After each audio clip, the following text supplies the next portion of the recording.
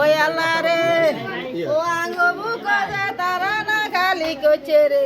স্বামী, স্ত্রী ও ৩ সন্তান সহ সৌদি প্রবাসী মনির হোসেনের হাসি খুশি এক পরিবার। গেল ২৯ জুন রোববার অসুস্থ ছেলেকে চিকিৎসা করাতে ঢাকায় আসেন এই দম্পতি। ওঠেন রাজধানীর মগবাজারের হোটেল সুইট স্লিপে। তবে সেই রাতটাই হয়ে ওঠে পরিবারটির জীবনের শেষ রাত।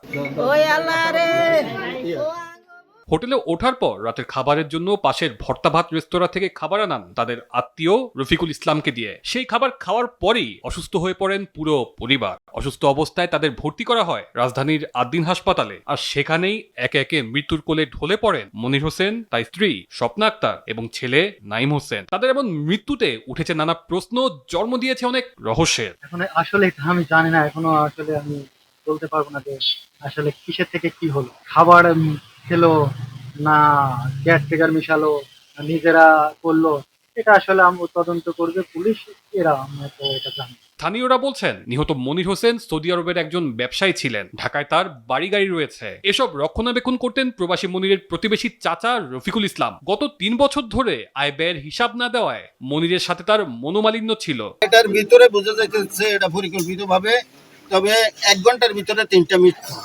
৩টা লাশ।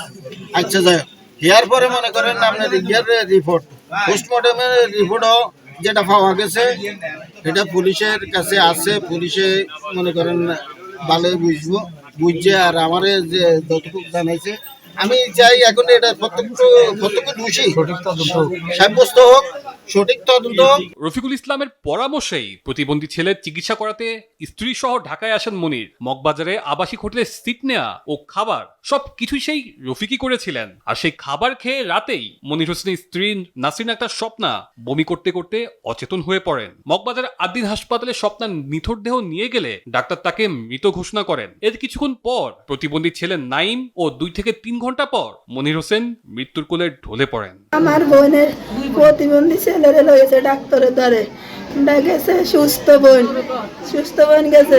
সুস্থ বোনের আমরা অসুস্থ, আমার বোনের বোন লাশ আছে। আমরা ফাঁসি চাই, আমরা ফাঁসি চাই, আমরা ফাঁসি চাই। স্বজনরা অভিযোগ করে বলছেন খাবারে বিষক্রিয়ার কথা রফিকুল ইসলামকে রাত ৩টায় জানানোর পরও তিনি হোটেলে আসতে কিংবা ডাক্তার দেখাতে অপারগতা প্রকাশ করেন। ৩ বছরের ভাড়া টাকার কথা জিজ্ঞেস করতো ওনাকে। উনি বলছে আপনারা ঢাকায় আসেন, আমরা এই হিসাব দেবো। ঢাকা নেওয়ার পরে এখন আর উনি হিসাব দেওয়ার বদলে খাবারের মধ্যে হয়তো কিছু মিলিয়ে দিচ্ছে। এর জন্য পরে ওনাকে ৩টা বাজে রাতে ফোন দিচ্ছে যে আমাদের অবস্থা খারাপ, আপনি খাবারে কি মিশাইছেন, বলে আমি সকালে আসবো। পরে হাসপাতালে নিয়ে গেছে, সকালে ৩ জন একসাথে। এই ঘটনায় ঢাকার রমনা থানায় সাধারণ ডায়েরি করা হয়েছে। পুলিশ রফিকুল ইসলামকে হেফাজতে নিয়ে জিজ্ঞাসাবাদ করছে। স্বজন ও প্রতিবেশীরা চান এই ঘটনার সুষ্ঠু তদন্ত এবং বিচার।